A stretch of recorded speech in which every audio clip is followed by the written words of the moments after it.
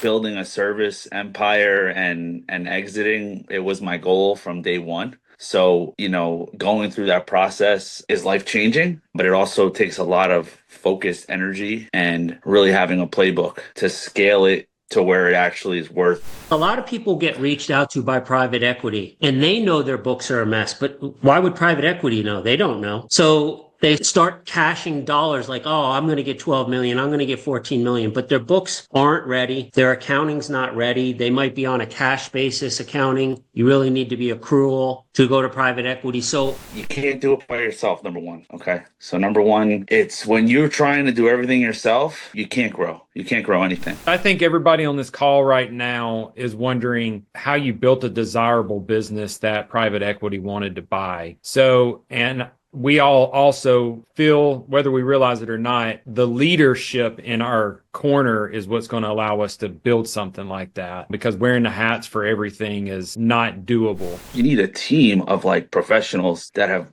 gone through it X amount of times and are prepared, and they're looking in your best interests when they're trying to knock your ad backs down, knock your EBITDA down.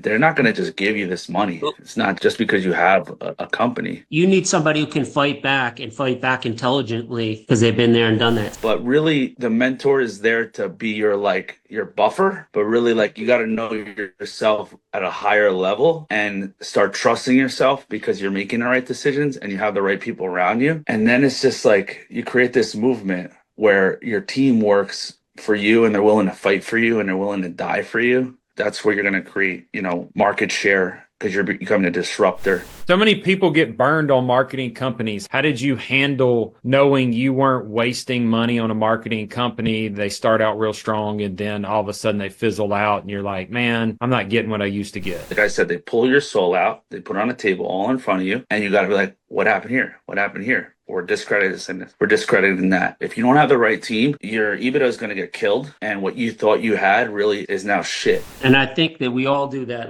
especially on the way up, you just fix a problem and then it comes right back because you didn't show the team, you didn't create a process to do it. And the next thing you know, you got 17 of those problems all the time, every day. You got to be uncomfortable. If you're comfortable, that means you're actually dead. You can't grow being comfortable. So being in a state of uncomfortability is growth on the other side.